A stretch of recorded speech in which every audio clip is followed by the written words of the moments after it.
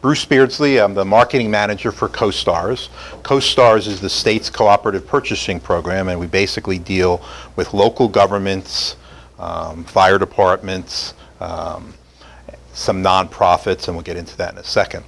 So I'm going to, my objective is to give you an overview of the CoStars program, which is my area of expertise, but I'm also going to talk a little bit about state contracts in general, to give you a little bit of an overview on how to do business with state government.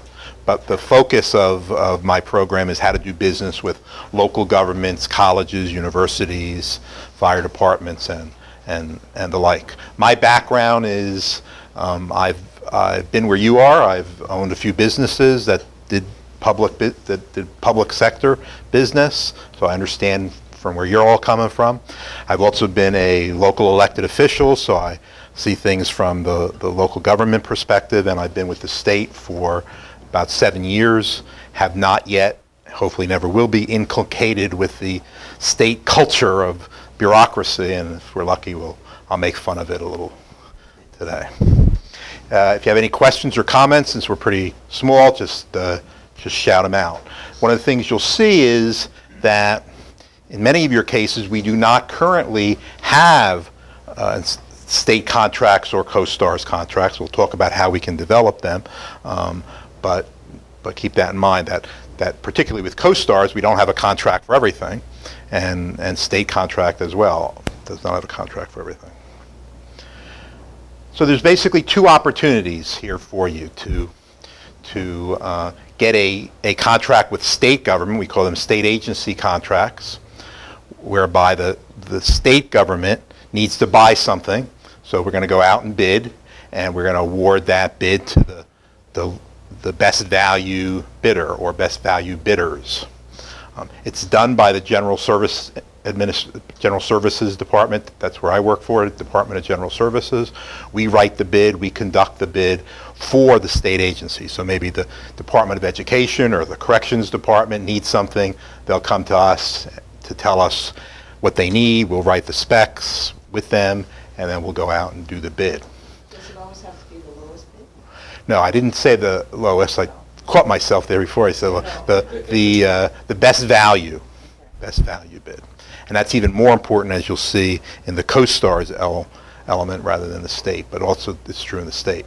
And then CoStars contracts are contracts that we write here in the CoStars program that are exclusively for the use of local governments and our members, which we'll talk about in a second. Now, we award those contracts to all responsible and responsive bidders. So that means that if you're not in jail and you're paying your taxes, and there's no outstanding problems with you that the state knows about, and you've done your paperwork correctly, we're going to award you the contract, a contract. Can I ask a question? Yep. Do they have contracts for hairdressers, basically like going into hospitals and things like that? No, but that doesn't mean we can't have one. Okay.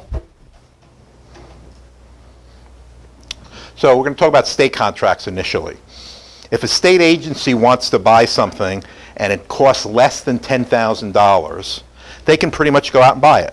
They have a credit card, and there's really very little restrictions. There's a few rules and regs that they have to follow, but there's very little restrictions that they have to follow. One of the restrictions is that they do have to at least talk to small businesses before they decide who they're going to buy from. If it's over $10,000, that's when they have to go through the bidding process. That's when they have to contact Department of General Services, and we'll do a bid. Now that's for state agencies? That's for state agencies. Okay, that doesn't apply to small businesses. Correct. They have their own set of rules, which we'll talk about. That's right. Do they have to purchase by credit card? They don't, no. We prefer, as you can see here, we prefer credit cards, but from your perspective as the seller, there's not much worse than waiting for the state to send you a check.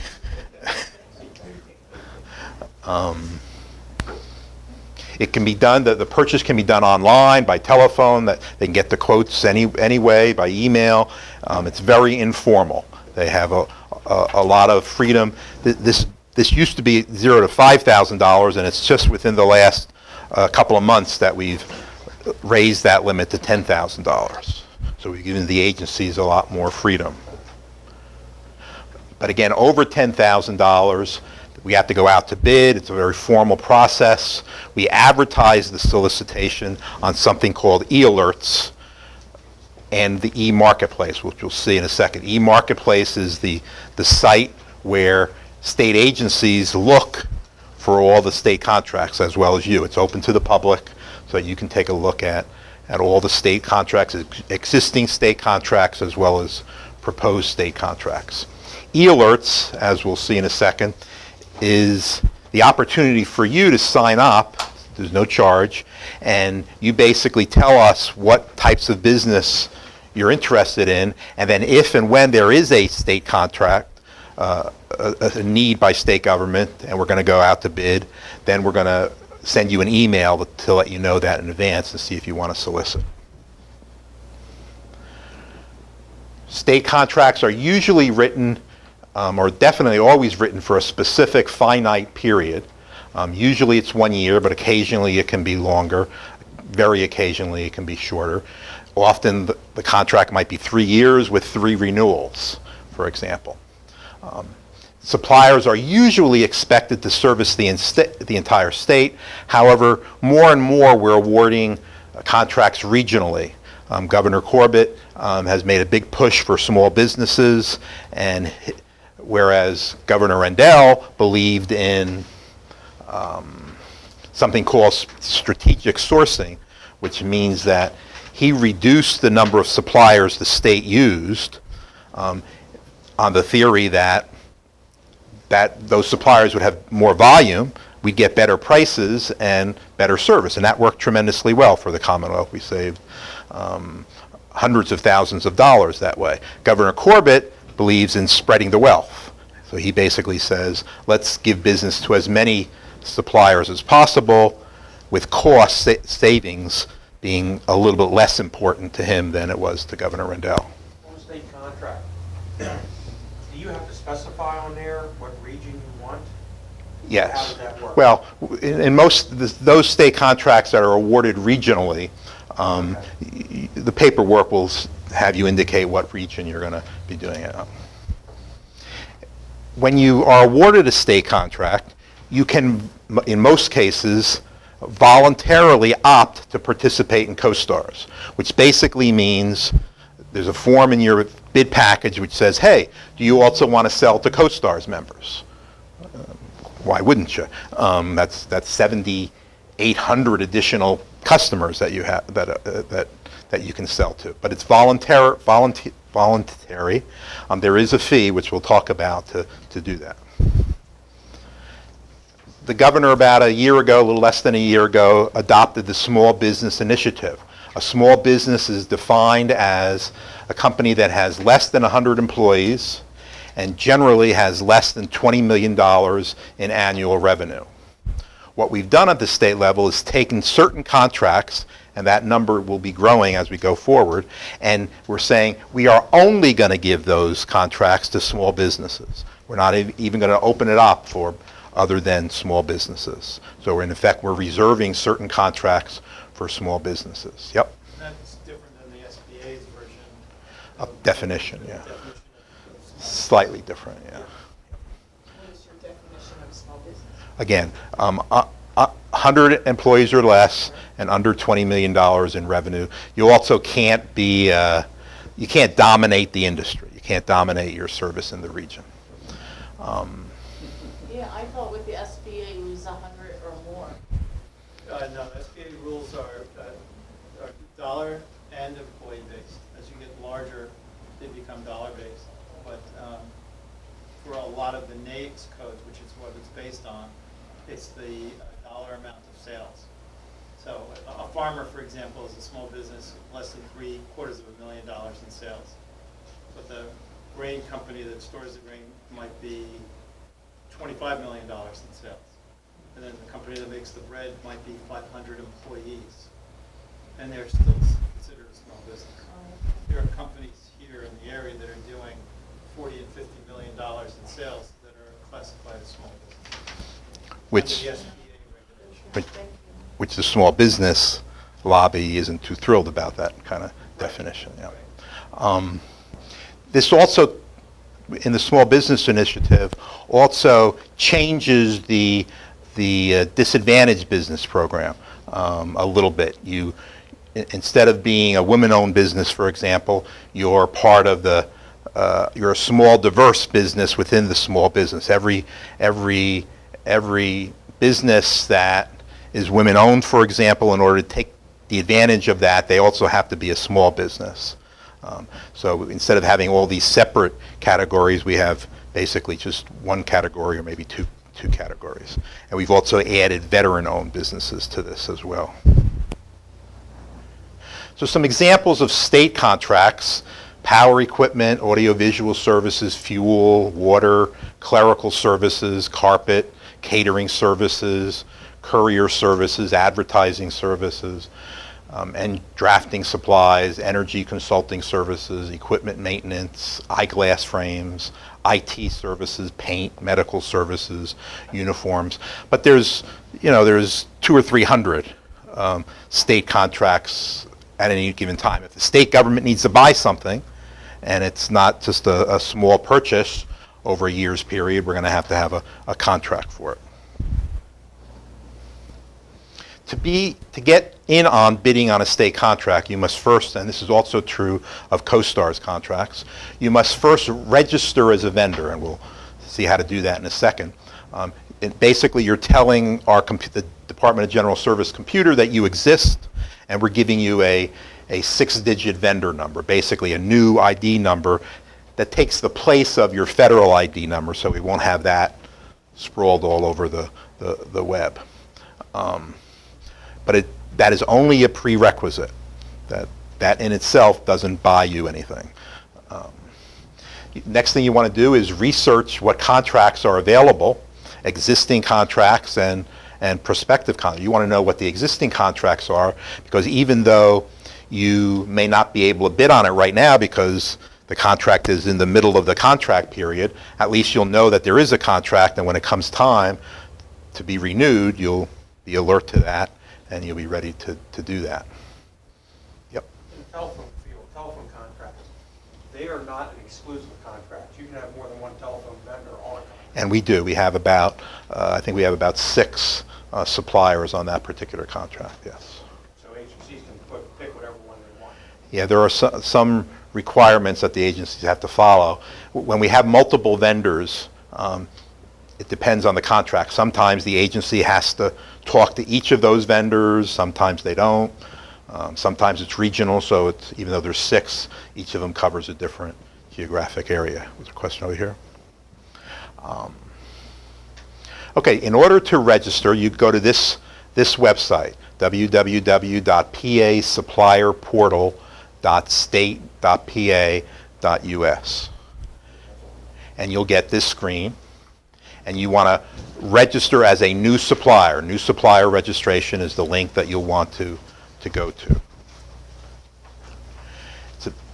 Here's the form. It's fairly easy.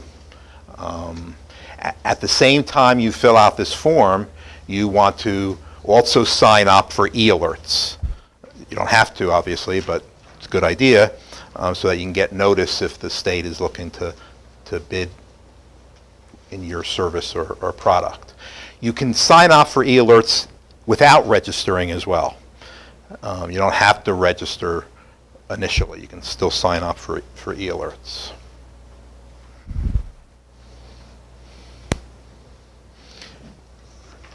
At that time, you'll also be going through if you are a small business, you'll go through the registration for small businesses. Now, to take a look at what the current contracts are, you'll go to www.dgs.state.pa.us. That's our home page. And then you're going to click on the word procurement. The word procurement is right there. So you click on that word there, and then that brings you to this screen here. And there's a whole bunch of how do I questions. So how do you register? How do you find state contract opportunities? How do you sign up for e-alerts? So all of those links will go directly to what you need and what you're interested in doing. Now, I have registered as a woman for a woman business enterprise. Do I have to do this again? Yeah. Yep. Then this is e-marketplace. If you had clicked on, you wanted to take a look at what opportunities there are, what existing contracts are, this is where it would take you to e-marketplace. Again, this is the website that all state agencies use to find out and look for contracts and look for suppliers. This is what you look for in terms of opportunities in order to look for existing contracts. You can search in a number of ways. You can search by contract number if you knew what the contract number is, which is not likely. You can search by description. So if you were looking for lawnmowers, for example, you could drop down that arrow.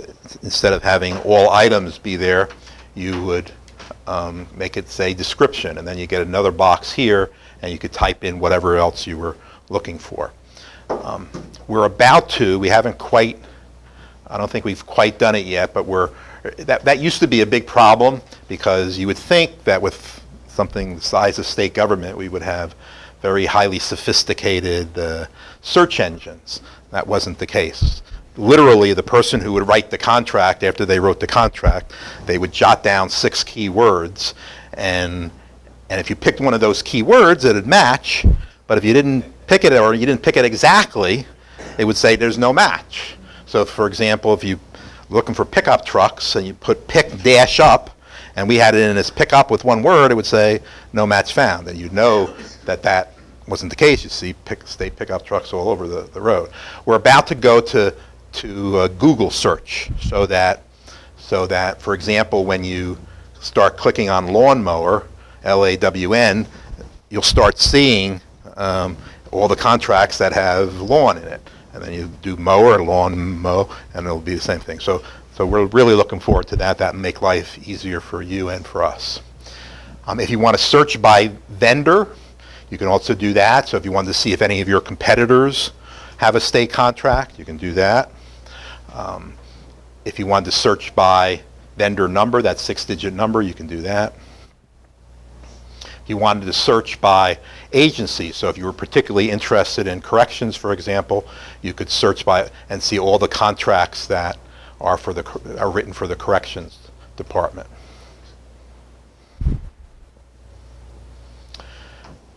And that's pretty much state contracts. That's pretty much all I have to say about state contracts. Any questions about state contracts? You said that they have approximately 6 telephone vendors on there now. Uh-huh. When they bid, you don't necessarily have to be the lowest bidder then, as far as state contracts. You have 6 different companies. So more or less, we're just submitting a price that we would sell the state for? Yeah, there are every contract is different, so I'm not familiar with what the exact requirements are. But yeah, in that case, as long as you meet whatever the requirements are, then they'll give you a contract. So we could be there twice with 2 different products. 2 different manufacturers, I should say. You'd probably bid both of those on one bid solicitation. Yeah. Yep. I have a question. I got contacted before Christmas, a company, it was out west, I think it was Kansas, that they were doing shirts and they needed to have a certain percentage of their product done by a woman business enterprise. But it was for the city of Philadelphia. So the city of Philadelphia could contract out of the state system. They don't have to stay within the state? Well, the vendors who submit bids, there's no requirement that they be in state. So out-of-state vendors can also bid. Occasionally, there's states that don't allow that. When that happens, we then don't allow those entities in those states, those vendors in us, to bid on our contracts. So it's called the Reciprocal Act, but every year there's some legislation proposed in our legislature that says, okay, we only want to do Pennsylvania businesses, but in the long run, that probably, at least the judgment has been made so far, that that's not in everyone's best interest. Is there preference if you're a Pennsylvania business? No. for those reasons that I just indicated. Now, that's on the state level, there isn't. But as we see on the CoStarz level and local governments, that's a little different. Is there a preference for a woman-owned business or minority or women-owned business? Yeah, prior to the small business initiative, most state contracts would say, okay, in our scoring of the contracts, we didn't just give it to the lowest price. There are other factors. And one of the factors, for example, 20% of the score, potential score, was if you were a woman-owned business, for example, or a veteran-owned business or something like that. So that's how we gave preference to those sorts of businesses. But now what we're doing is what I said earlier. We're basically saying we're going to take a number of contracts and only open them up for small businesses. So it's working a little bit differently now. Those that aren't open to only small businesses no longer have the requirement that they must deal with women-owned business, for example. Okay, CoStarz. As I said, CoStarz is the state's cooperative purchasing program. What we do is leverage the buying power of our 7,800 members with the state in order to give our members better pricing, but even more importantly than that, to give our members a more effective, efficient procurement process so that they can buy things easier without having to go through their own bidding process. As you'll see, they have their own rules that require them to go through a bidding process. And CoStarz, if they buy through CoStarz, they don't have to do that because the vendors who are on CoStarz went through their own bidding process to get on CoStarz. So there's no sense in doing it more than once. At the same time, we sort of see ourselves as an economic development engine because we provide opportunities to all of you to get a piece of that local business procurement pie. In 2012, over $650 million was spent by our members through the CoStarz program. Here's the local government rules. If it's under 10,200, the local government, public authorities, those sorts of public entities can simply go out and buy however they want. Same thing as it was from the state, although it was $10,000. They don't have to advertise, they don't have to get competitive bidding, they can just go to their favorite place next door and buy it. Let me go back a second to state contracts for a second. So if what you sell is under $10,000, what I told you is that you don't have to go through any of the agency doesn't have to go through anything. So what does that tell you? That should tell you that your job, if you're going to sell something to the Department of Corrections, you want to contact those people directly in an informal way, find the procurement person in the Department of Corrections, or in your case, whatever department you're looking for, and talk to them, just like you would in the private sector. Convince them to buy from you because they can, simply because, again, you convince them that they ought to, for whatever reason. Same thing with local governments if you're selling them something under $10,200. Yep. So what if you have a service that doesn't have a price attached to it? Like the merchant services, we would go in with a bid on credit card processing rates. Yeah, you're really complicated. I'm told that numerous times. We have, in fact, if you see this copy of this newsletter, this is one example of that type of thing. This is, okay, pass that over to you if you don't have that. Yeah, here's that one. What that is a fuel card. So what that is, if the state government and our vehicles. So, for example, I drove up here on a state vehicle. Now we have our own gas tanks, right? So when I go back, if my job, I have to fill a tank back up. But if I'm driving longer distance and I run out of gas, I have to go to a service station. Same thing with local governments; they would have to go to a service station, and I can use that credit card that I have there, that's put out by like Wright Express, and then they will bill state government. And since we're all tax exempt, the real benefit to local governments and the state government is they automatically deduct all the taxes. Plus they give a bunch of neat reports out as well. So that's not exactly what you do, but it's in that area that's really really complicated in terms of how did we award that contract? Well, one of the factors I know is they offered rebates, for example, to state and local governments, so that counted for a certain number of points. And I imagine the interest rate was also part of that factor. So we also have a P card, what we call a P card on the state level. Whereas when I said earlier that if a state agency wants to buy something under $10,000, they simply issue their credit card. That's what we call a P card. And that's done, that contract was awarded to just recently to U.S. Bank or something like that. I don't know if that's the right name. But that's the sort of thing you sort of do, right? Well, we do the actual processing of the credit cards. Well, So, I mean, going in and. but you then work for, you don't work for, you would work for the bank, or you would work for the credit card company. The process, that we would set up the systems to accept the credit cards. Yeah, so that really wouldn't be, I mean, government wouldn't be involved in that in any way, would they? Government accepts credit cards. Oh, good, that's right, that's right. When you register Yeah. your vehicle online. Yeah, and all yeah, that that's stuff. right, And okay. local governments accept credit cards Okay. on very local levels. Yeah. Electric, some Yep. municipalities have their own utility companies. So Yep. that's all done via credit card. Yep. So Well, where does that yeah, fall what in? you would do is look on that e-marketplace Right. and type in under description, credit card processing, and hopefully that contract that we have would come up. I think,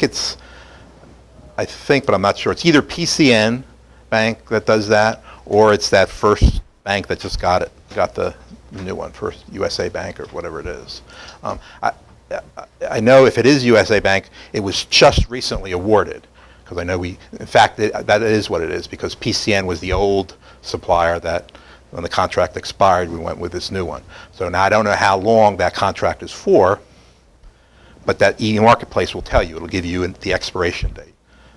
Okay, it'll also tell you, as you'll see in it when we look at it in terms of CoStars, it'll also tell you who in our office writes that contract and administers that contract, and what their contact information is. So what you would do in that case is call that, what we call a commodity specialist, and say, hey, I'm interested in bidding on this next time it's up for bid.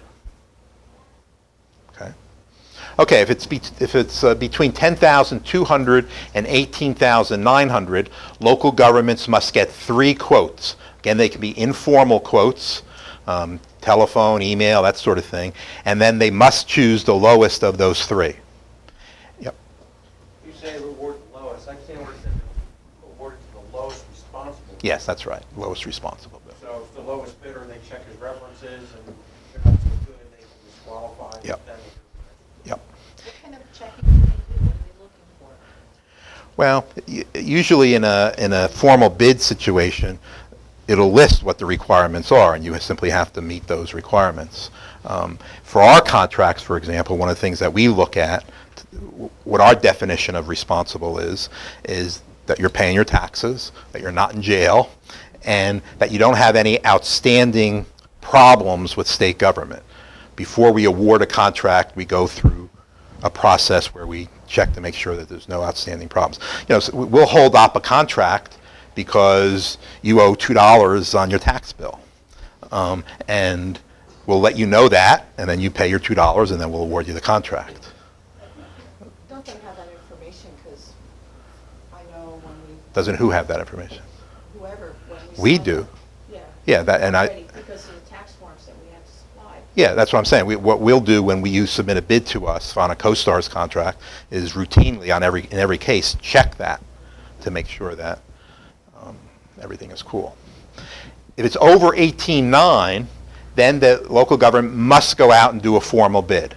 That means they have to advertise in the newspaper twice, they get lawyers involved, lots of clerical time involved, unless they're using CoStars or some other acceptable cooperative purchasing program. Now those dollar thresholds now change yearly. That's why they're strange numbers. They're based upon the inflation rate. municipality, though, if it's over 18,009, they have their option, right? If they want to send it out to bid, they can, even though it's. Yes, they don't have to use CoStars. If you're a member of CoStars, it's, again, strictly voluntary. You can still, can go out to bid if they wish to. Yep. Now, is there any limit No. that they have to go out to bid? Nope. Like 200,000? Nope. Nope. To be a member of CoStars, and a member, again, is the buyer, you have to be a political subdivision, a city, township, borough, school district, a public authority, sewer authority, parking authority, water authority, municipal authority, any tax-exempt nonprofit education or public health institution. So nonprofit hospitals, charter schools, nonprofit parochial schools, the Cancer Society, anything. We try to interpret that generally broadly. So if in your other lives, as you said, you were belong to a fire department, if in your other lives you belong to the library board of trustees or something, they can be members of CoStars as well. Any nonprofit fire, rescue, or ambulance company, and really any entity, any public entity that expends public funds for the purposes of procurement. So really the only type of public entity that can't be a member of CoStars are agencies of state government under the governor's jurisdiction. By law, they're prohibited from using CoStars contracts because they have their own set of contracts, the state contracts. Whereas CoStars members can use either state contracts or CoStars contracts. State agencies can only use the state contracts. So are you saying like municipalities like the city of Allentown or something like that Mhm. would also? Yep. Our membership keeps growing dramatically as word continues to spread about the program. The program started in 2005. So as of a week or two ago when I did this PowerPoint, it was 7,780 members. We get, you can tell by the definitions of who can be a member that our potential membership base is finite, right? There's only so many cities, only so many townships. That being said, we're still getting one new member on average every business day. And of course, that's great news for you if you get on the CoStars contract, because that's one new potential customer of yours that you're going to have a special in with. Here's what our penetration looks like as of the end of 2011. So 95% of all townships have registered as a member. They're not automatically members, they have to register. 85% of all boroughs, half of all authorities, all cities, all counties, all school districts are all members. One of our toughest nuts to crack is fire departments. We're only at about 40%. I have a question about that, because I just went through this last year. We bought a pickup truck off of CoStar, the fire company. It was paid for by the Relief Association, which is a totally separate organization. Paid for or bought by? It was bought by. Okay. We had to go through the back door to do it. But the fire company is a member of CoStars. The Relief Association, we went to become a member of CoStars because they were the ones that were paying for it. And under Pennsylvania law, it has to be in their name. Right. They said because we were associated with the fire company had a membership, we couldn't belong to CoStars. I didn't fight the issue. We just bought it through the fire company, transferred title, and that way, because I didn't have the time to fight. But they're two totally 100% separate organizations. Yeah. Both have state funding. Yeah, the Relief Association gets state funding? Well, yeah, they get they're funded through a 2% tax on foreign insurance companies. Okay. But it goes through the government and paid directly.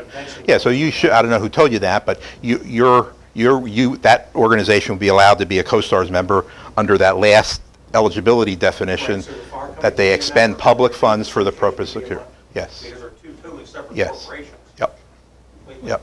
There's Yep. some stuff, look at your list of some of the stuff you have, fire companies don't buy, Relief Associations yep, buy. yep. And sometimes fire departments go through their municipality as well, yep. But the fact that it was being bought for a fire company is irrelevant to Yeah, no, that's whether, right. It's yeah. bought by the Relief. Yeah. At They- least to the fire company. yep, as long as they get public monies that they use for procurement, then they're eligible to be a member. Here's who buys through the CoStars program. Schools represent about a third of all the spend through CoStars. Municipal governments, another third. Colleges, 15%. County governments, authorities, and the like. And these are all in the state of PA. Yes, in order to be a member of CoStars, a buyer, you have to be a Pennsylvania entity. Now, the only fee connected with CoStars are charged to you, the suppliers, and basically that fee pays for our program. The fee is $1,500 per year, unless you're a small business, and then it's $500 per year. And that basically entitles you, once you have a contract, to sell to all of our members. It also allows you to use our logo in all your marketing materials. And you pay that fee, today you pay that fee as you submit your bid to us. Since we accept all responsible and responsive bidders, it's not likely that we're going to not give you a contract. So that's why you send it to us right away. Do you have a list of who the procurement people are for all the members that you have? Well, we have a list of all of our members, and we have a list. You'll have access to that, and you'll have access to the person that entity gave us as their contact. It's not always the procurement, but a lot of entities don't have a procurement person. And we'll talk about that in a minute, I think. Here's our logo.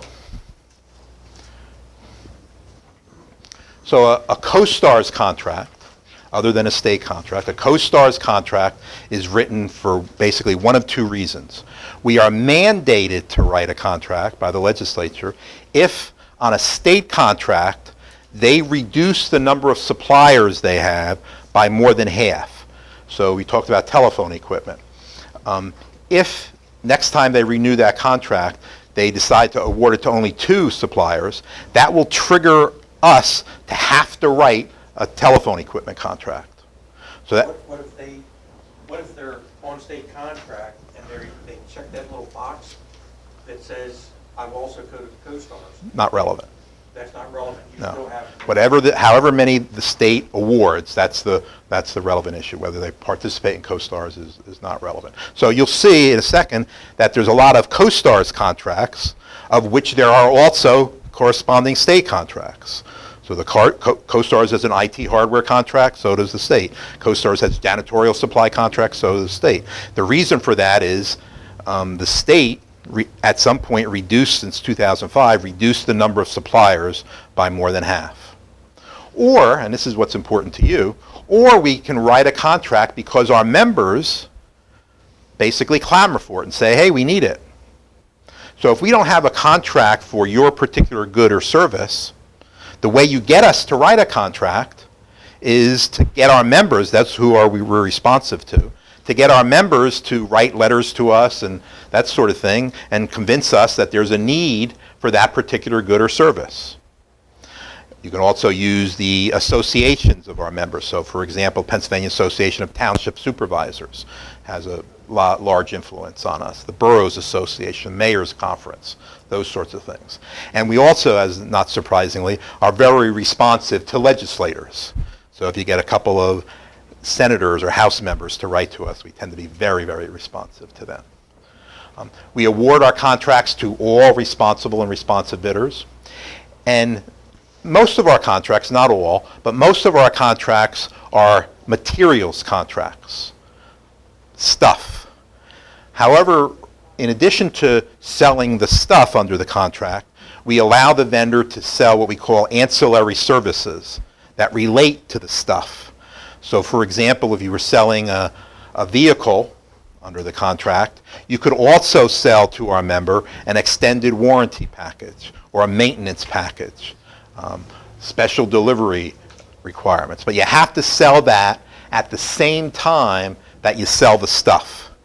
You can't sell the vehicle and then 6 months later or 2 years later, under the contract, sell an extended warranty program. So here's a list of our current CoStars contracts. Copiers, IT hardware. IT hardware is our largest contract. Anything electronic you can find there. office supplies, janitorial supplies, software, food, maintenance, repair, and operation. That's a very broad contract that includes anything to do with buildings, plumbing supplies, air conditioning supplies, carpeting, light bulbs, what? Glass? Glass, windows. Windows, yeah, windows, glass, yep. All that sort of thing. Graphic and printing services, so that somebody over here could get in that contract. Voting systems, toiletries, emergency responder loose supplies and vehicles, so ambulances, police cars, defibrillators, hoses, fire department uniforms, recreation and fitness equipment, water and wastewater consumables and equipment, recycling containers, traffic signals, laboratory and medical supplies, pest control services, weatherization supplies, traffic signs, municipal work vehicles. This is where the pickup trucks, for example, would be there. Passenger vehicles, energy conservation supplies, groundskeeping maintenance services, and stuff. Like you wanted to sell a shrub or something, you could do that. Energy consulting services, signage, streetscapes, park benches, those decorative clocks, street lighting, auditorium furniture, fixtures, and equipment, any kind of furniture and window treatments. This is our newest contract, appliances, cafeteria supplies, and equipment, and uniforms as well. Can I ask you a Yep. question on what the food part entails? Yeah, these contracts are really very generic. So you can almost tell by the title, food. If it's food, it's in there. Ice cream, fruit, anything. Both those that go bad and don't go bad. So any of those can be in that contract.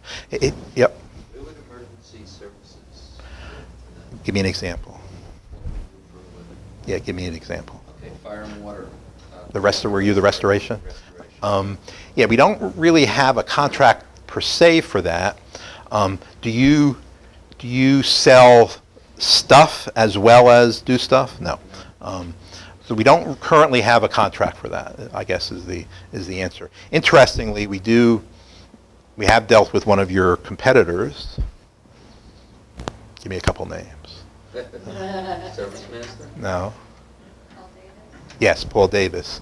What they did was, well, first of all, they have a separate related entity that sells floor covering. So they put that on the MRO contract that I just talked about.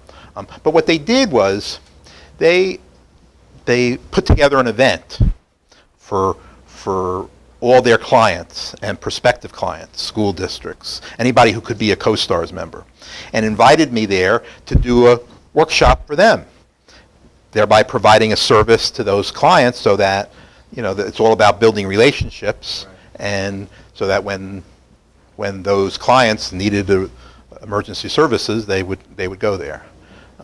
But there is no current contract for that. But again, there's nothing preventing us from writing such a contract.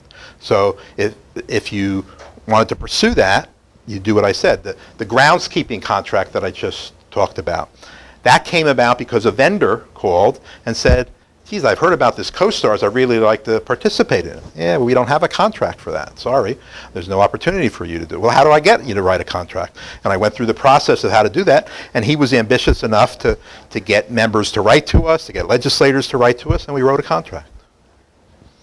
And what you do is widely needed. So there would be, I think, a strong presumption of validity for Well, the city it. of Allentown currently contracts for emergency services. Yeah. So I'm surprised that you guys haven't gotten involved with it. Well, again, the only reason we haven't is because a lot of members, a lot of communities haven't said, hey, please write this contract.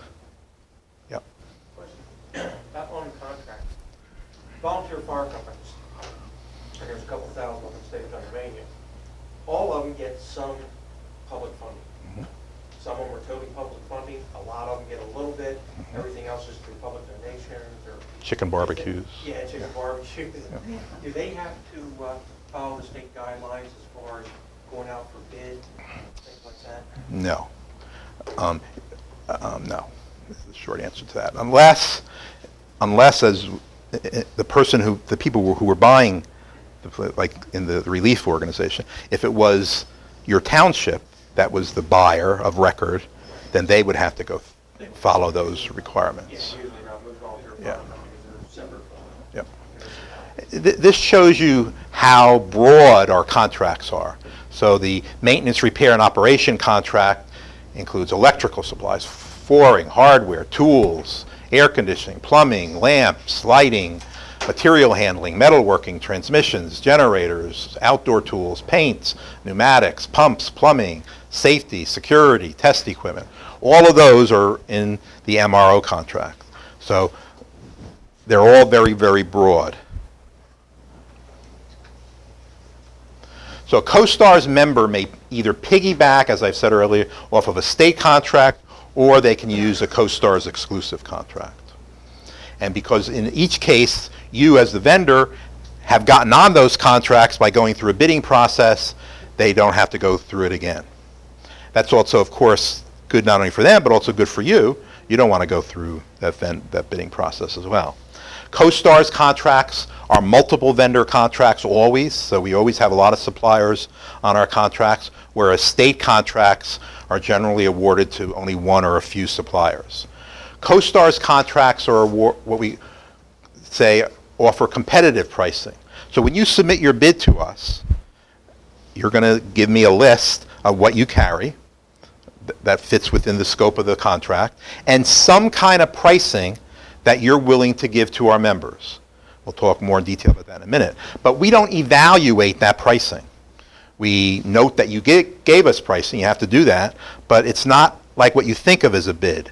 That, okay, they're the lowest price, and they get the contract, or everybody else has to meet that lowest price. That's not the way it works.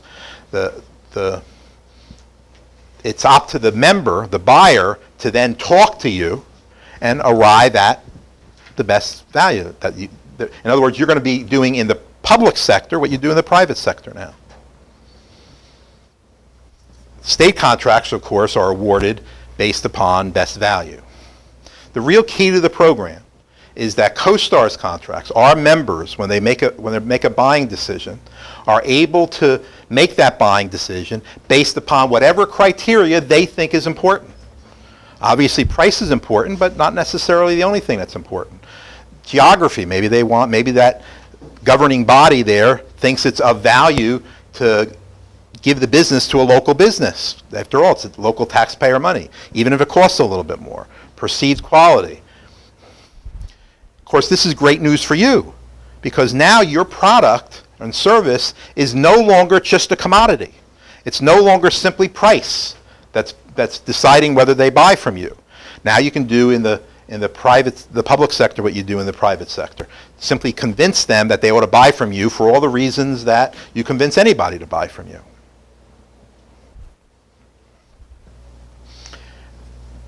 What we do is allow our members to buy stuff now the way normal human beings buy stuff.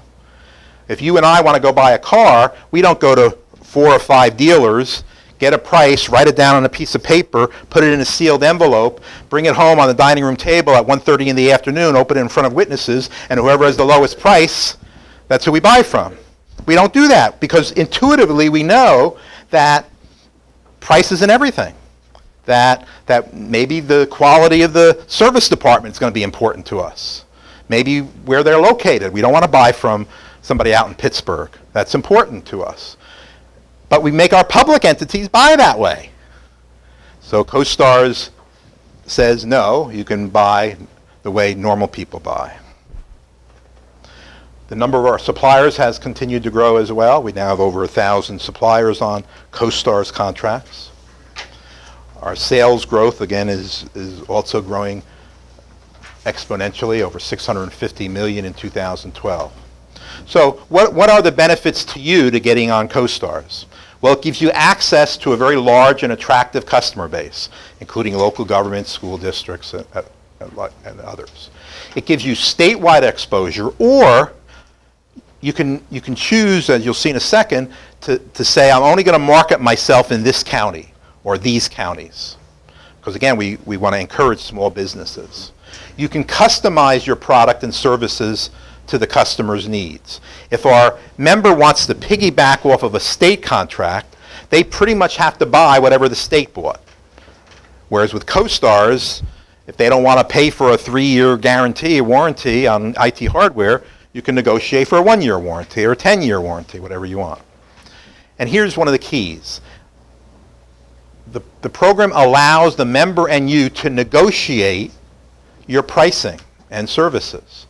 Now, from your perspective, maybe you don't think that's a great idea, but I'm, as somebody who was in your shoes, telling you it is a great idea, because if you had to submit a bid, and I don't know how many of you have gone through the bidding process in public entities, but you go through all this work to submit the bid bonds, everything like that, time to open up the bids, and you lost by 20 bucks. And then it's over, game over. You've wasted all that time and money and effort, right? With CoStars, if you've done your job well and developed a relationship with that municipality, you're always going to have the opportunity to come back. If somebody undercut you by 100 bucks, you'll be able to come back and say, well, here I'm $100 more, but here's why I'm worth it. Or I'll sharpen my pencil. So it opens the opportunities for you to get back in the game. It eliminates the need and cost of the local governments and you to go through the bidding process. It allows you to sell quality, not just price.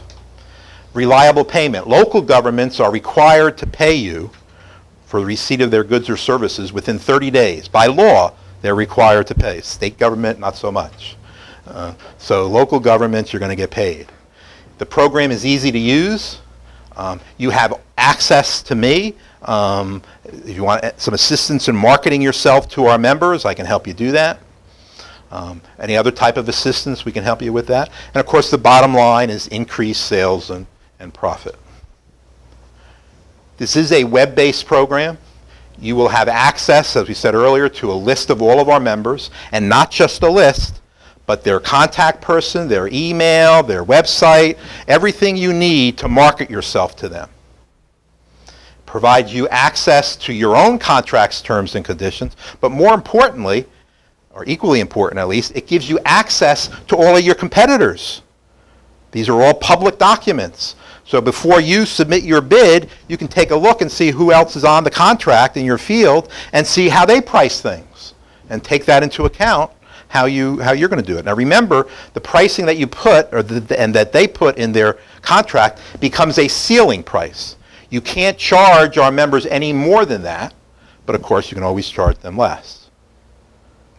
Yep. Now, if you don't have a contract as a supplier, could we still be a member of it? Could we still be part of CoStars even if you don't have a contract? No. Members are part of CoStars because they meet those legal eligibility and they register. Suppliers can only be part of the program if they have a contract. Because I've run into that a couple of times with municipalities where they say, are you a member of CoStars? They say, no, we're not because CoStars doesn't have a telephone contract. Oh. Yeah. And then they don't know what to do. Yeah. Well, here's what happens in that situation. If I'm you, I say, no, there is no CoStars contract for telephone equipment, so I don't have an opportunity to get involved in CoStars. Now, if that member calls me, I'm going to say, that's true, but there is a state contract for telephone equipment that they can piggyback off of and utilize, but that may not be something you want to share with them. I wouldn't share that. No. He's not yet. But that would be what you're talking about as far as municipalities calling you and saying, we have this need Yeah. for you to write a contract. Yeah, that particular contract is interesting.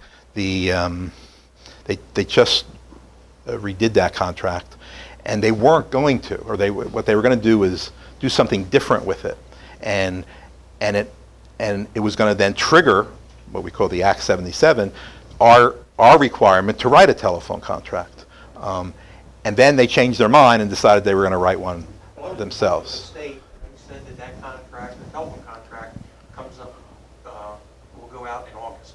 Yeah, it's an annual contract. Right, Yeah. it's an annual contract, will go out in August, and take effect, I guess, October. Okay, so you'll have the opportunity to get on it. Yep.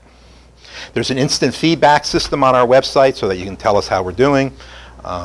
You can update your profile, such as your contact person, right online, electronically. There's a notice of CoStar's bidding opportunity. Now, by that, I don't mean the city of Allentown needs this, and so here's a notice of that. Because remember, they're not doing any bidding, so there is no notice.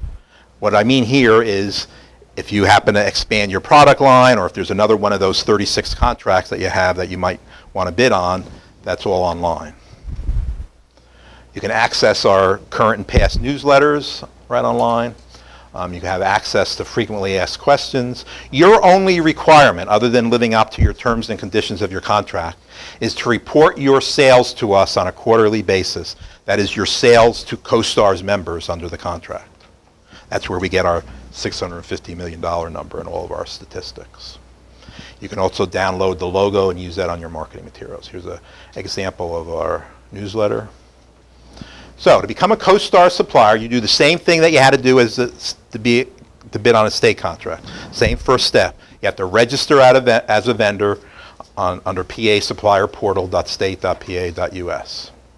And again, I recommend that you subscribe to the e-alerts. If you do the e-alerts, not only is it state contracts, but if CoStar then comes out with a contract that covers your service, you'll also be sent an email. Even if you're not a CoStar member? Well, you again would not be a member. You would be a supplier. Yeah. Just being on e-alerts, and again, there's no pre-requirements for you to get on e-alerts. You then respond to bidding opportunities that we have posted, a formal solicitation, you'll see in a second, for all of those 36 contracts. You submit a bid, you pay your fee. It takes us about a month to process, then we send you an award letter, and you're in. And you have to do that every year. No, you can renew your contract Just renew it. and just send us money. But isn't that the other way, send money with your renewal? That's right. If you were going to change, for example, your pricing structure in a significant way, then you'd have to re-bid in effect. Yep. Bruce, do the suppliers need to pay their bid only when they submit a bid? Pay the fee rather when they submit their bid, or is it required as part of the process? So in other words, when does that annual fee due? You pay the fee currently, it's going to change, but you pay your bid, you pay your fee as you submit your bid.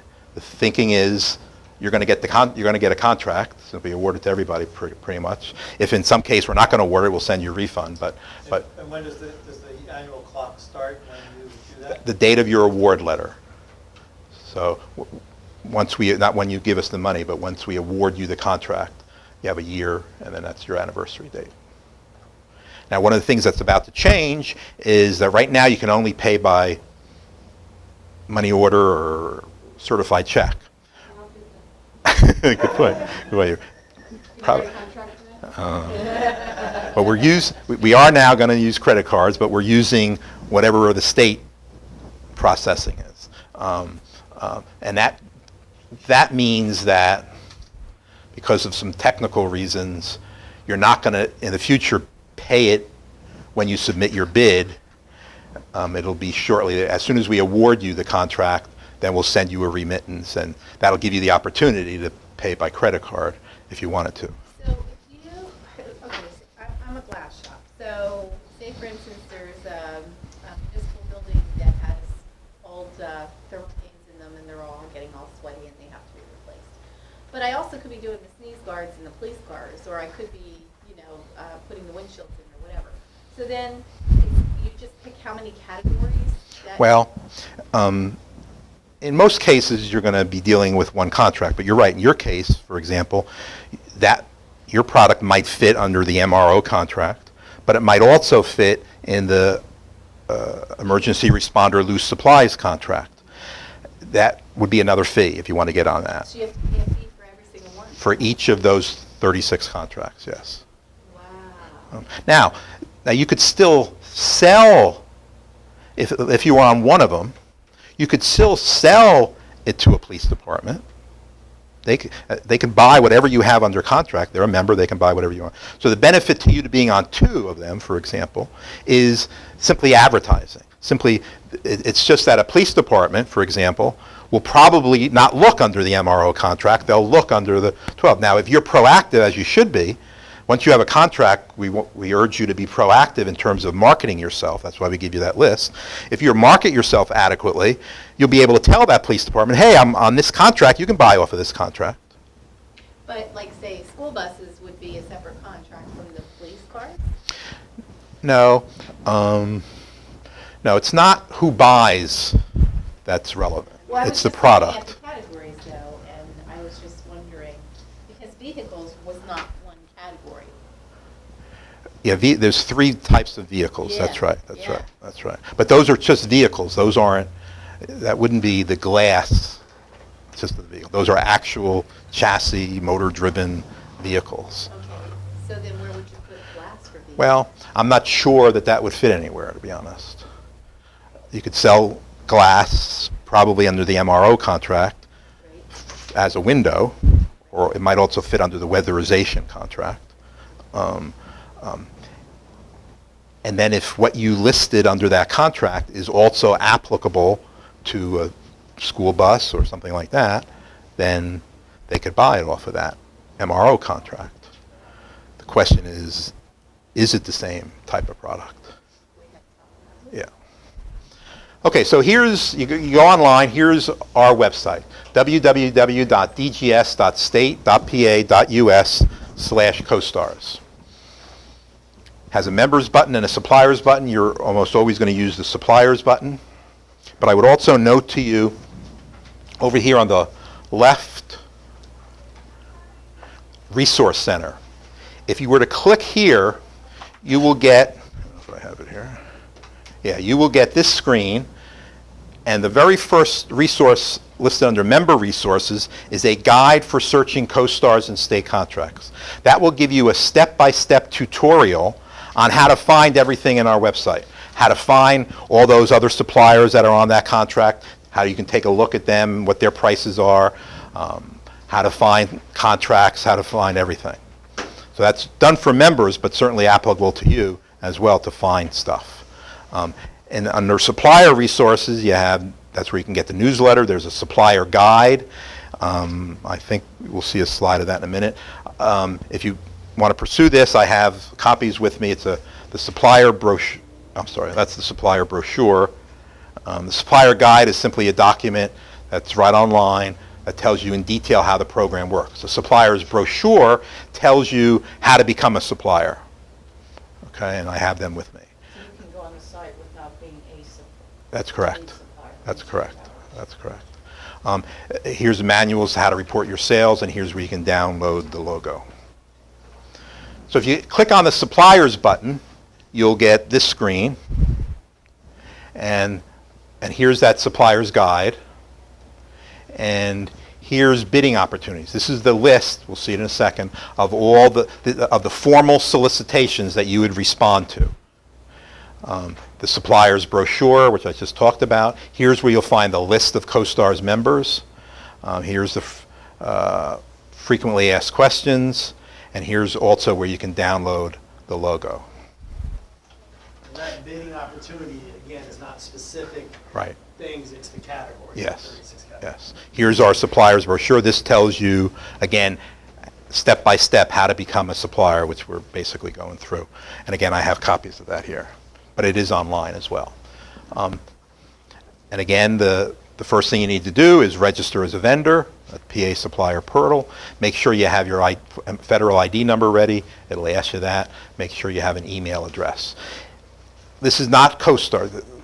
We have nothing to do with this portal. This is Department of General Services. So if you have any questions or problems with this function, don't call us. Call this number, 877-435-7363. Here's your bidding opportunities. This is what that looks like. So it's just a list of all of those 36 contracts or so. And so you decide which one or ones that you want to submit a bid, and then you click over here in the blue for that particular number. Read read about it, read all the terms and conditions, download the bid item workbook. Embedded in there, you'll see in a second, is the bid item workbook. That's the 6 or 7 or 8 pages that you have to fill out and send back into us. There's instruction sheet. So when you open it up, this is what you'll get. This is the summary sheet. A few pages in, you're going to get this page, and right here in big bold blue letters it says click here to download and complete the bid item workbook. So you click here, and then you'll be able to download that 7-page item, which we're going to look at in a minute, of what the workbook is. That's, again, all you have to do to fill out and send in to us. The first page, or this is the instruction sheet that goes along with it. And you need to download each of these tabs. There's an instruction, there's a checklist, bidder contract data, questions. So you need to, And this is all on your website? yes, Okay. yeah, The one that's /postal. yes. Here's the checklist. This simply says to you, when you're sending in the bid, make sure you have all this stuff. The first page that you have to fill out is simply your contact information. Ask your name, address, point of contact, federal ID number, your vendor ID number, and the like. Now, many of you are small businesses, but your contact person that you're going to put down here, your primary contact person, that's the person, this is the page that our members are going to see when they open you up. This is the first thing they're going to see. That this is where they're going to go to see who they call. So my suggestion to you is you make sure that this person that you put here is somebody in sales, so that they know what they're doing there. Then there's a list of 10 questions, basically asking things like, do you take credit cards? Do your prices include delivery? Is there a penalty for paying late? Do you sell directly or do you sell through resellers? That sort of thing. Here's the page that indicates, do you want to deal statewide or do you only want to deal in certain counties? Here's a list of the different product categories. So I showed you that MRO contract, and there was a whole bunch. In the recreation contract, there's all these different types of things as well. Playground equipment, bleacher seating, shelters, that sort of stuff. Now, you don't have to sell all of those things. You can just sell one of them if that's all you have, and just check that off, and then list the brands that you carry here. Ancillary services, those are the services that I said that you could also sell to our members that relate to the products that you're selling. And the last page is your pricing page. We give you a great deal of flexibility in how you express your pricing. You can either say, okay, I'm going to sell this telephone system XYZ, and I'm going to charge CoStar's members $30,312. Or you can say, I'm a Ford dealer, and I'm going to give CoStar's members 10% off of Ford's June 2012 manufacturer suggested price. Or you can say, I'm going to charge CoStar's members 10% over my cost. So it gives you a lot of flexibility in terms of how you price things, because we recognize, for example, in your case, everything is custom, right? So how are you going to give a specific price? But you could price it, and as you'll see, if you look what your competitors are on that contract, they'll do percent over cost as their pricing. Now, if you do percentage over cost, you need to be prepared if we ask or our member asks you for a cost sheet so that you can justify it. You can quote quantity discounts if you want. You can attach a list of all the things that you carry. So, for example, Staples is on our office supplies contract. They have 10,000 SKUs. They have actually attached a list of all 10,000 SKUs with the CoStar's price on it. They've also arranged so that you can go online and get access, password protected access to a CoStar's page that lists all of their CoStar's prices, for example. I was going to say, they'd have to put that online, I mean, in electronic format, Yeah. because somebody's not going to want to sit there and input all that. No, and we do ask you to send us an electronic, all these pages as well. So you need to complete all the bid documents. In addition to those pages, there's a corporate certification page. that has to be notarized. You include the administrative fee. You don't submit it online. You have to submit us hard copies, and it takes, as they say, about 4 to 6 weeks to process. Any questions about how to become a vendor, CoStar's vendor? All right, once you're a vendor, let me just talk very briefly about how you get business. Now, you could just sit back and wait for members to look up a particular service and see the 60 suppliers that are offering that service and hope that you're one of them that they call. What we tell them to do is to pick 4 or 5 or 6 suppliers and call you. Well, both you and I want them to talk to you and call you. But I don't recommend that you just sit back and wait for that to happen. You want to be proactive. So the first thing you need to do is understand the government marketplace, which in many ways is more difficult than dealing with the private sector. If you're dealing with big companies, it's sort of the same as the public sector. The number one thing you have to do is determine who's the decision maker. And in the public sector, that really isn't easy. I wish I could stand here and say to you, okay, if you're dealing with a borough, it's going to be the borough manager. If you're dealing with a school district, it's going to be the business administrator. Not the case. It literally, if you're dealing with a school district, depending on what you're selling, could be the janitor of the school. Many of the communities have a part-time secretary who works out of her house 3 hours a week. She might be the one making buying decisions. So you need to know who's making the buying decisions and obviously talk to them. I will say to you that when you're dealing with public entities, the final decision always rests with the elected officials. I was on a school board. As a school board member, I had to sign off on every check that went out and every contract that was written and every buy-sell agreement. Now, usually we would do that routinely and in bulk. But my point to you is they are the ultimate decision makers. So sometimes you'll go up to an entity and you'll be dealing with, if it's a particular big one, you'll deal with a purchasing person maybe or a business administrator. And you can't get through the door. You can't talk to them. You know you're going to be able to save that community money, but you can't get in because they want to give their business to their favorite person. It's easier. Whatever, they've been doing the business with this person forever, and they want to take the easy way out. This is risky, my suggestion, but if you're not going to get the business anyway, why not risk it? Go over their head.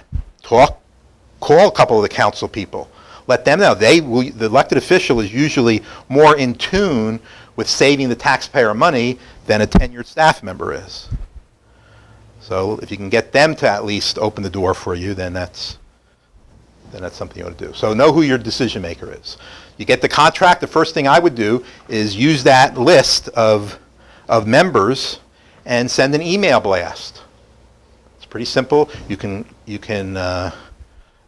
I think I have a slide here. You'll be able to see that the member list is something that you can convert to an Excel spreadsheet and then sort and filter so that if you only want to send it to school districts in Dauphin County, you can do that and just cut and paste and do an email blast. But only suppliers can get that list straight. Suppliers, well, no.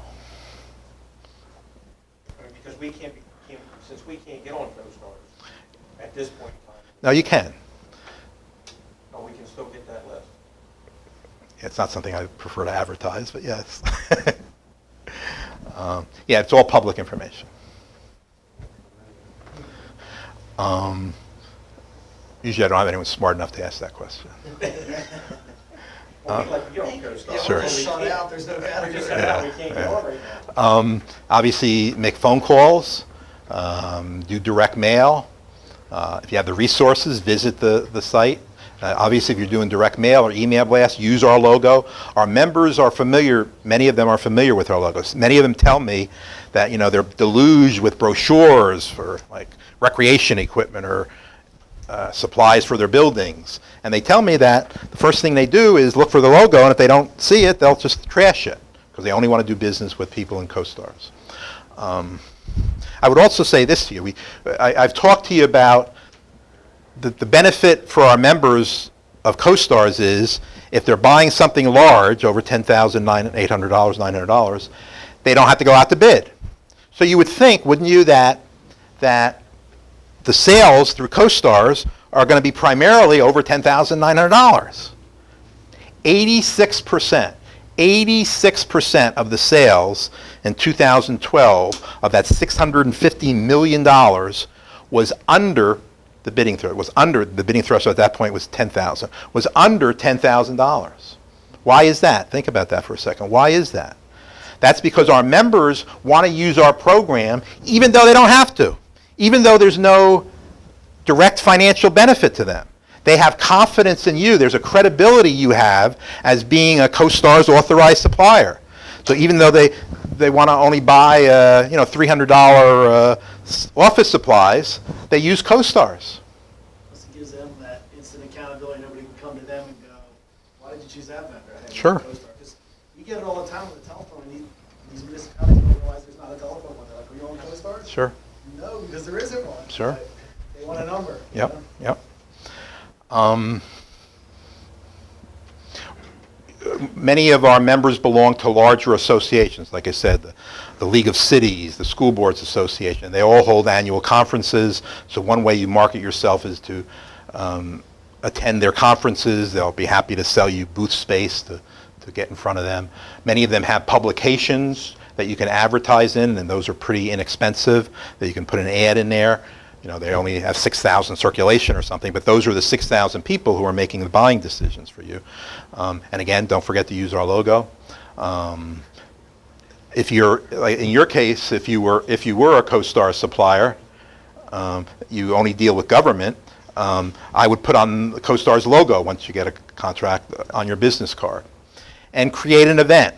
We talked about Paul Davis creating an event. Even though they aren't a CoStar supplier, they create an event. Obviously, if you're a CoStar supplier, it makes even more sense to create that kind of event. Run a sale. My background is in retail. You know, if we don't think anything of in retail to run a sale, that's how you create urgency and get people to buy from you. But in the public sector, nobody thinks about that. But run a sale, and it gives you an excuse to communicate with the member and potential buyer. And just as in retail, you know, a sale may be a sale, may just sound like a sale. But that's a way to create interest. Utilize the members list to solicit business, utilize the logo. Learn the website. We just went over it a little bit, but learn the website from the members' position so that you can teach them. One of the things you'll find is our members, 7,800 of them, they don't know. Most of them don't know how the program works. Most of them don't understand the program. They think the website is real complicated. So if you can teach them how to save money, not just on the product or service you sell, but teach them on how to save money on everything that they sell, then you're, again, building that relationship that's so important. Recruit members. This is a very synergetic program. We get calls every day, probably a half dozen calls a day from suppliers saying, sort of what you heard, you know, I've been doing business with the school district forever, and now they say I have to be CoStars. How do I be CoStars? So we get suppliers that way. But it works the opposite as well. We have suppliers who will make cold calls to eligible members, but who aren't members yet, and say, what they'll actually say is, hey, have you heard of CoStars? No, I haven't. Well, let me tell you about CoStars. And they'll talk about CoStars and how they can save money on everything they do. Can I come in and show you how you can do that? Yeah, come in and show me. So they talk about all CoStars, and then they say, by the way, I sell computers, and I'm on CoStars. In other words, they use CoStars to get themselves in the door. The members don't have a fee for CoStars? Nope, no fee for members. Remember, as we said at the very beginning, CoStar's members are not required to use CoStar's or state agency contracts. They can still go out and bid. Here's what the list of members looks like. There's two lists, actually. There's a detail list that basically gives you their name alphabetically, what county they're in, and what type of member they are, a fire rescue department, a school, a borough, that sort of thing. But if you click on the top to detailed, you'll get a detailed listing that gives you all the information you need. And there's another button up there. If you see under the third line, View Download on Excel. If you convert to Excel, you'll get this. And so you have it in a nice Excel spreadsheet. So if you wanted to sort by county, you could do that. You could sort by type of entity. And then again, it's just a matter of cutting and pasting. You can do mailing labels and the like. even though there's no requirement for CoStar's members to purchase from any particular supplier, that means we don't, you can get our CoStars, we don't guarantee you any sales. You know, it's up to you to market yourself to our members in order to get those sales. All we do is put you two together. Then it's really all up to you. But in 2011, the average CoStar supplier, the average one of the, you do the math, 650 million, 1,000 suppliers, the average supplier did more than $650,000 in CoStar sales. That's the average. Some do more, some do less. But that's a lot of money and certainly pays for that administrative fee. Again, your responsibility is to comply to all terms and conditions of the contract and to report your sales quarterly and to pay us the money. Any questions?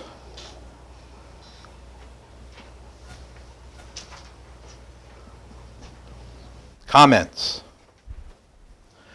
We are here to help you. Again, I've been where you are, so customer service is important to me. All of our people are there to help you. We have a toll-free number, 866-768-7827. That's on all of our literature. I would urge you to circle 866. Do not call 800-768-7827. Do not allow your children to call 800-768-7827. You'll see. I heard you saying a lot about price. And you said, a couple times as well about, being a local, doing local business, but yet you kept saying about price. So do you think most of the people buy by price? Well, make believe you were elected to the borough council. Aren't you gonna, when you're gonna buy something as a township or borough, isn't price gonna be a major factor? I mean, you want to be a good steward. You have a fiduciary responsibility to be a good steward to the taxpayer money. So price is obviously going to be a factor. But there are other factors. Like I said, maybe that you could justify giving the business to a local business, even though it costs a little bit more. But the borough, the people who are making these buying decisions are just like you and me. They're the same motivation. So just think of yourself. Whatever motivates you to buy, that's what will motivate them to buy. And in our case, price is the important factor, but not necessarily the only factor. So when you look at price, they're comparing nuts to nuts, not soup to nuts. Well, when I do this for members, and I'm about to run off to Delaware County to do Delaware Firemen's Association in a minute, and when I do this for members, what I teach them is to, I lost my train of thought there. Nuts to nuts. Yeah. I go through the entire contract. From your perspective, I showed you what you had to do. From their perspective, I say what's included in it. And then at the very end, I say, so, if you want, you can go through that entire contract for 160 suppliers or whatever it is, and that could be who you choose to buy from, those who have the lowest price.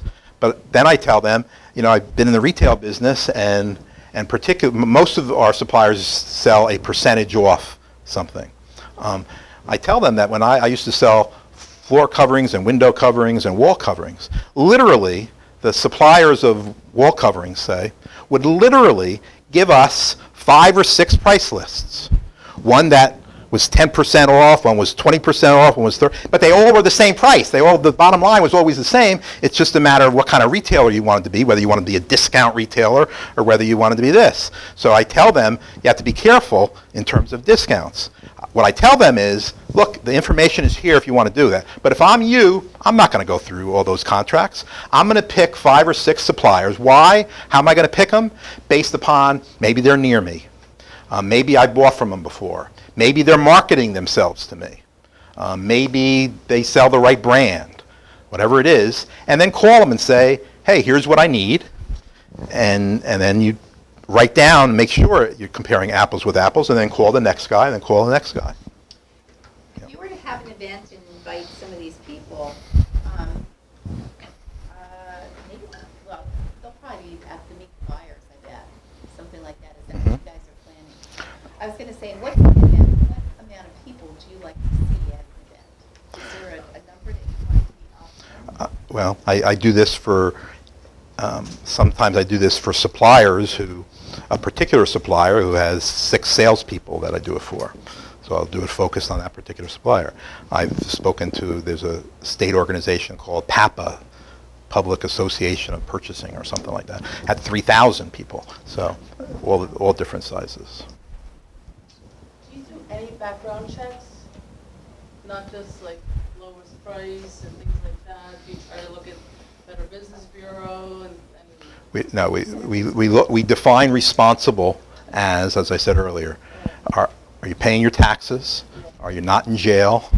And do we not have any outstanding, does the state not know of any outstanding problem with you? That's pretty much it. Now, next question you should ask is, well, if that's all you do, how do you know there's not some fly-by-nighters there?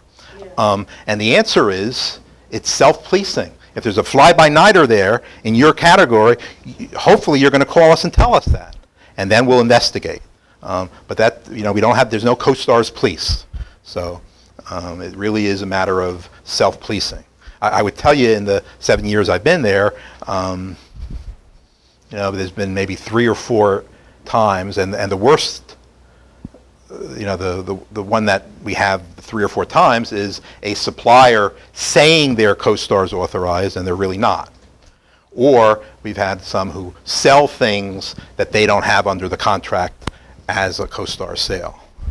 But then we just, talk to them and straighten them out, or if we have to, we'll do a cease and desist letter.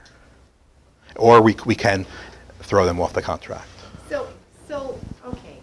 So if I were a CoStar's member and I was under vehicle maintenance and I was You mean you're a supplier? supplier, and I'm under vehicle maintenance, but I'm sending out a marketing piece that has to do with buildings too. That's not okay? I have to pay for every single category? It's the product. It's the product that's the relevant point. No, glass is probably, under the weatherization contract, for example, there's a category that says building materials, I think. So that's where that might fit in. So again, it doesn't have to be that specific. It's, if you can make the case that glass is a building material, then you can, now you're not going to simply say glass, you're going to say this thickness of glass or this size of glass and that sort of thing, and then give us pricing. That doesn't dictate who can buy. Anybody, any of our members can buy that particular product as you described it in that one contract. That contract, and all of our contracts are open to all of our members. Am I to assume that when Paul Davis did the gathering of all the municipalities, that there wasn't a contract awarded for restoration? No, they did not have a contract. They understood they didn't have a contract. They were going to, I don't know if they have yet, submitted a bid on the carpeting for the MRO, but they thought it was a good business decision to get their prospective and existing clients together and provide them a service. That's how they viewed it. They were providing them a service, and when you do that, you develop relationships, and people are appreciative, and maybe they'll think of you when it's time to buy. So when they actually did it, and now there's not a category for restoration, that means that They couldn't get any. That's right. They couldn't get any business off of that.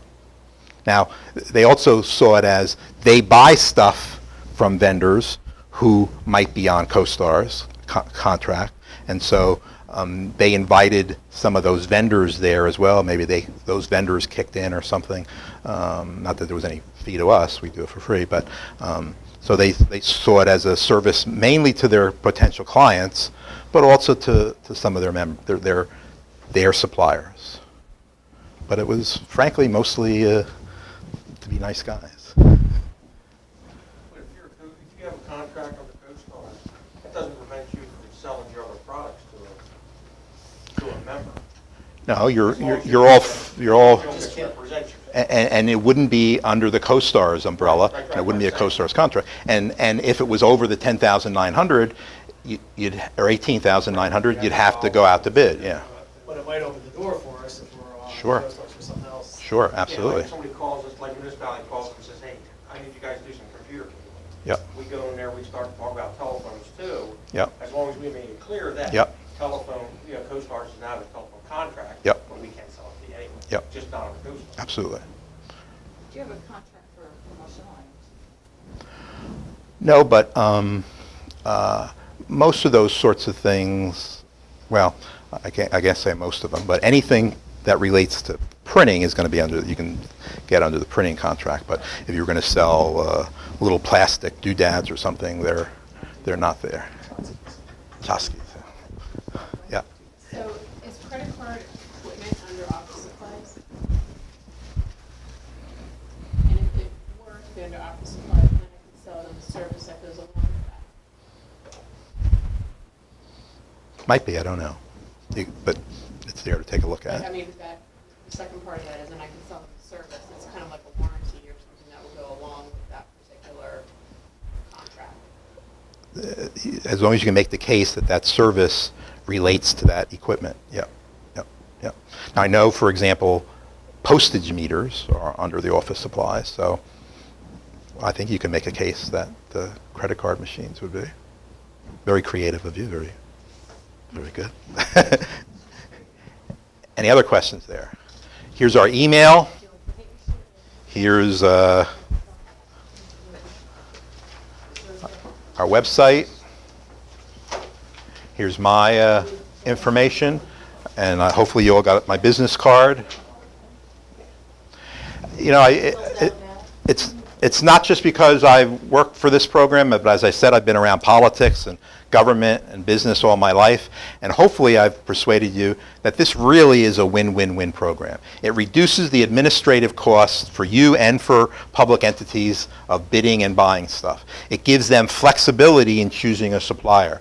They can buy practically anything through the program, and they can buy it at savings. This program in 2011 saved local taxpayers $135 million, both by discounting prices and by not having to go out to bid. And it provides opportunities for businesses to get a piece of the pie. That's why we agree with our secretary that the CoStarz program is a great example of how our government can partner with the private sector to produce taxpayer savings. Last chance, comments, questions, general antagonisms. Get a telecom contract. Well, right. I think we ought to have it. And in fact, So we I've just have to persuade our local governments to write letters and. yeah. But the argument they have to make is why it needs to be a CoStarz contract and why piggybacking off the state contract isn't sufficient. For example, I have to pick from only 6 suppliers. There's more suppliers that are out there that Or in my region, I can compare Yeah. to local competitors. yeah. The reason I asked about lowest price, ex-relative of mine is involved with the township, and they've got the lowest price bid for lines on the road.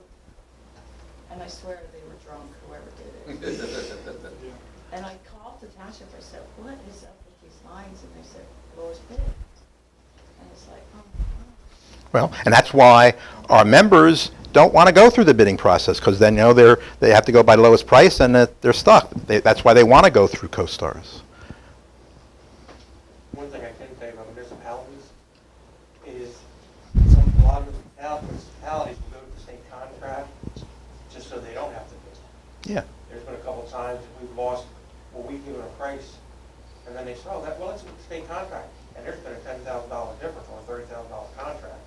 And they say, oh, you know what, for $10,000, I'm just going to buy it off the state contract. Yep. They're not saving the taxpayers really any money. Now, we estimate that on average, it costs the local government about $3,500 to go out to bid. Yep. So, And, on the other hand, we've had school districts who have said, we're going to bid it, and 3 or 4 people come in, 10, 15% lower than the state contract. Yep. That justify them to do that. yeah. Yeah, but they could. But if the product was under CoStarz, they didn't have to go through the bid to get to the same point. That's what the small townships want. They don't want to have to go out to bid. Yeah. They want Yeah. That's why, the program is so popular. Okay, thank you very much.